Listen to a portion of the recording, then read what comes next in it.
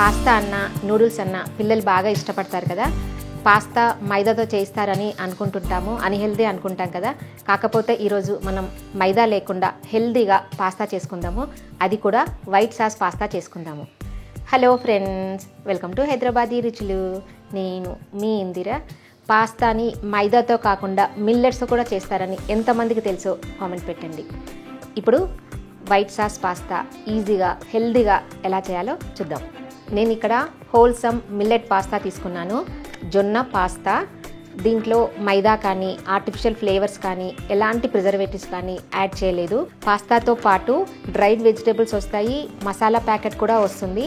మీరు డైరెక్ట్గా పాస్తాను ఉడికించేసి మనం మసాలా కలిపి వెజిటేబుల్స్ కలిపి తయారు చేసుకోవచ్చు.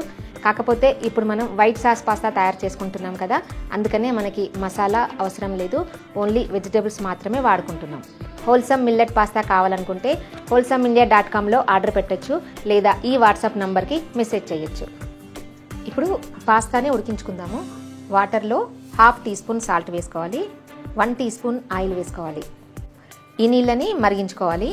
నీళ్ళు మరుగుతున్నాయి కదా, ఇప్పుడు పాస్తా వేసుకుందాము. ఉడకడానికి 3 to 4 మినిట్స్ పడుతుంది. మధ్య మధ్యలో చెక్ చేసుకుంటూ ఉడికించుకోవాలి. నైఫ్తో ఇలా కట్ చేసి చూసుకోవాలి, ఈజీగా కట్ అయిపోతే ఉడికినట్టు. ఇప్పుడు ఈ నీళ్ళని వార్చేసుకోవాలి. వెంటనే చన్నీళ్ళు పోసుకోవాలి, ఓవర్ కుక్ అవ్వకుండా ఉంటుంది. ప్యాన్ వేడి చేసుకొని 1/2 టీ స్పూన్ బటర్ వేసుకోవాలి. ఈ పాస్తాలో వచ్చిన డ్రైడ్ వెజిటేబుల్స్ అన్నమాట.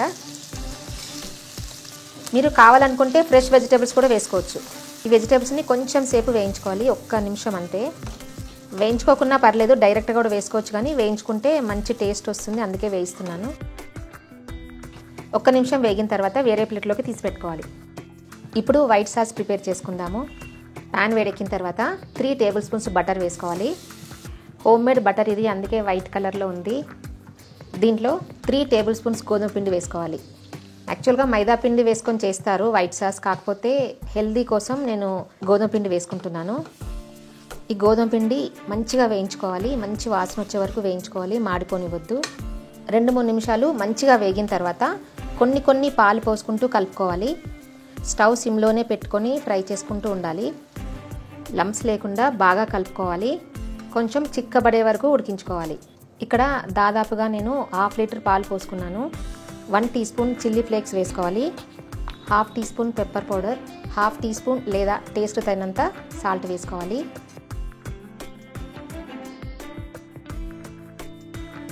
సాస్ కొంచెం చిక్కబడింది కదా, ఇప్పుడు దీంట్లో మనం వేయించుకున్న వెజిటేబుల్స్ వేసుకోవాలి. నేను ఇక్కడ 2 క్యూబ్స్ చీజ్ వేసుకుంటున్నాను. మన టేస్ట్ని బట్టి వేసుకోవచ్చండి, ఎక్కువ కావాలంటే ఎక్కువ కూడా వేసుకోవచ్చు, ఎంత వేసుకున్నా టేస్ట్ బాగుంటుంది. బాగా మిక్స్ చేసుకోవాలి, సాల్ట్ సరి చూసుకోండి. ఇప్పుడు మనం ఉడికించుకున్న పాస్తా వేసుకోవాలి.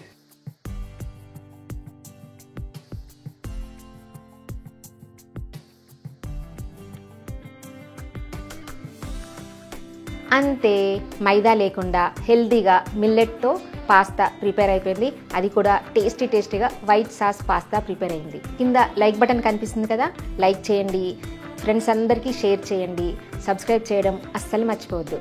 Thank you for watching.